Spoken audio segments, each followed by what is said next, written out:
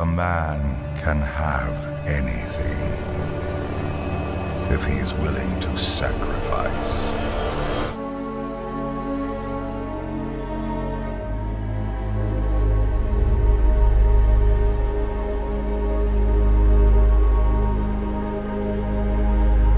Come with me, son.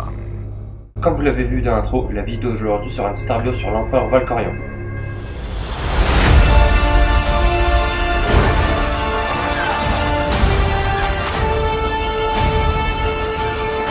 Valkorion, aussi appelé l'empereur Sith, Vitiate ou Tenebrae, est un empereur Sith ayant la particularité d'être immortel. Tenebrae naquit en 5113 avant la bataille de Yavin sur Medrias dans une famille de fermiers. C'est à 6 ans qu'il commence à manifester ses pouvoirs impressionnants, ce qui interpella son père car ni lui ni sa femme n'ont de lien avec la force. La mère avouera avoir eu une liaison avec le seigneur Sith, Dramaf, qui était le véritable père du garçon. Alors que le fermier commençait à battre sa femme, Tenebrae utilisa la force pour le tuer. Puis il tortura sa mère durant des mois pour avoir trahi sa famille avant de la tuer. Suite à cela, il commença à enrôler les habitants de son village.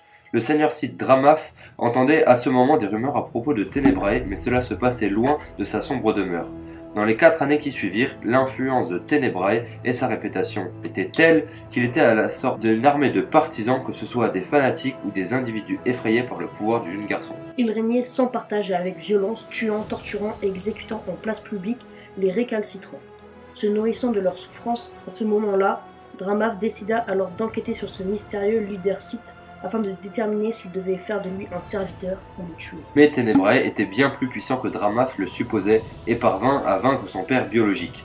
Juste après lui avoir révélé leur lien de parenté, Tenebrae absorba les pouvoirs de Dramaf, le vidant complètement de force et le rendant fou. Il finit par le tuer. 3 ans plus tard, alors âgé de 13 ans, Tenebrae a conquis l'intégralité de la planète Medrias. Après cela, Tenebrae se rendit sur Zaios devant Marcaranios, le seigneur noir des Sith. Admirant le pouvoir du garçon, le souverain lui accorda le droit de régner sur Medrias et le fit seigneur Sith en lui donnant le nom de seigneur Vitiate. De retour sur la planète qu'il renomma Naphema, il se fit construire un palais sur les lieux de son enfance. Après 100 ans de règne mis au profit de l'étude des arts Sith et à l'enseignement du jeune Sith, Vitiate est un très puissant seigneur Sith quand survint la mort de Marcaranios. Il choisit de ne pas prendre part dans le conflit opposant Ludo Kresh à Nada Sadow ou encore à la guerre de l'hyperespace que Nada Sadow mena et perdit contre la République. Les 19 années qui suivirent, il sillonna l'espace Sith pour réunir les plus de survivants de la guerre possible, leur offrant l'espoir d'un jour nouveau, loin des Jedi qu'il ferait passer pour responsables de la destruction de Naphema. Leur objectif était Dormud-Kas,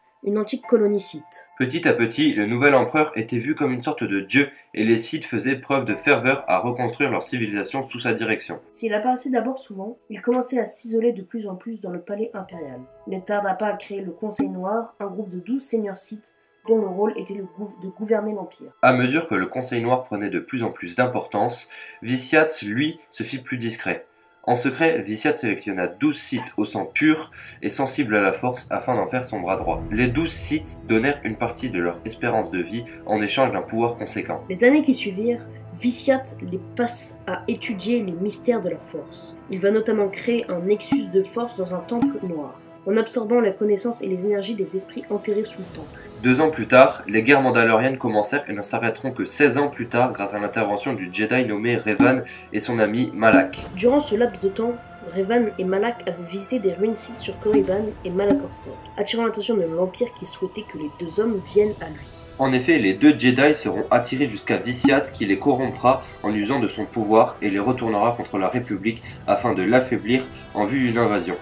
Quand Revan et Malak reviennent dans l'espace de la République, ils entament un conflit connu sous le nom de guerre civile des Jedi. Finalement, Revan reviendra du côté lumineux en tuant son ancien apprenti, Dark Malak, et en détruisant la forge stellaire. Mais Revan reviendra à l'empereur qui l'enfermera dans une chambre de stase pour l'utiliser comme canal de force et comme source de renseignements sur les infrastructures de la République. À partir de là, des générations de scientifiques se succédèrent pour créer le trône éternel, un appareil capable de contrôler depuis Zakel les vaisseaux de la flotte éternelle. Quand le trône éternel entra en activité, de nombreuses planètes sont annexées et l'Empire éternel était alors fondé. Environ 2 ans plus tard, Senya donna naissance à 2 jumeaux, Arkan et Texan. Bien qu'elle les aime profondément, Les deux enfants ne laissaient pas transparaître aucun sentiment à l'égard de leur mère, tandis que Valkorion les laissait dans l'indifférence tout en leur faisant suivre une formation de guerrier. Lors d'une recherche stratégique de Darkmar pour améliorer les défenses de l'Empire, il tomba sur les plans d'annihilation à l'échelle galactique de toute forme de vie de l'Empereur. Il alla informer tout le Conseil Noir, et ensemble, ils prirent la décision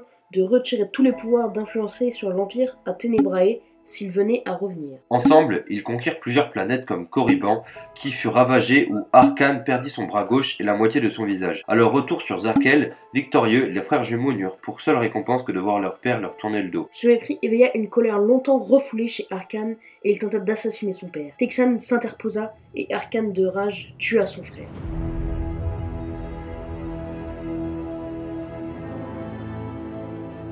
Valkorion s'approcha d'Arcane, qui avait le corps de son frère dans les bras. Impassible, il lui demanda de venir avec lui. Alors que Darkmar et l'étranger avaient retrouvé les traces de Viciat, Valkorion envoya la flotte éternelle pour les capturer. Arrivé sur Zakel, l'empereur immortel tua Mar. Arcane rendit son arme à l'étranger et tenta à nouveau de tuer son père. L'étranger tua Valkorion pendant qu'il tournait le dos. La mort de l'empereur provoqua une explosion de force qui propulsa Valkorion dans l'esprit de l'étranger.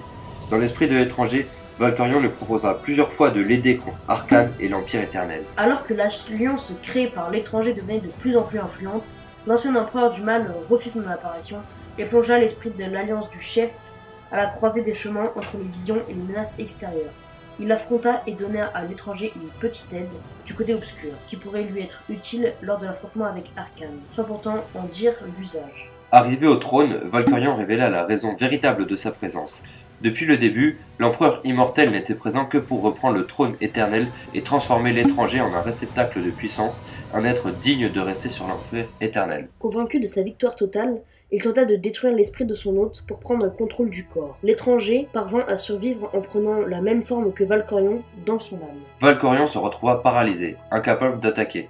En rage, il demanda comment cela était possible, que cela ne marchait que sur Vailan. L'étranger lui répondit qu'il s'agissait de son âme. Donc, de ces règles, Valkorion voulut fuir. En se retournant, il tomba nez à nez avec Senya, également connectée à l'étranger grâce à l'holocron. Elle lui dit alors que c'était la dernière fois qu'il tournait le dos à sa famille avant de lui infliger un coup de sabre laser. Valkorion tenta de fuir en sermonnant. Voyant que rien ne marchait, il décida d'attaquer l'étranger, qui lui asséna le coup fatal. Dans une immense explosion du côté obscur, il disparut. Dark Viciat, l'empereur si ténébré, Valkorion n'était plus. Voilà, la vidéo est finie. Si tu veux nous suivre sur les réseaux sociaux, tous les liens sont en description. Que la force soit avec toi, à jamais.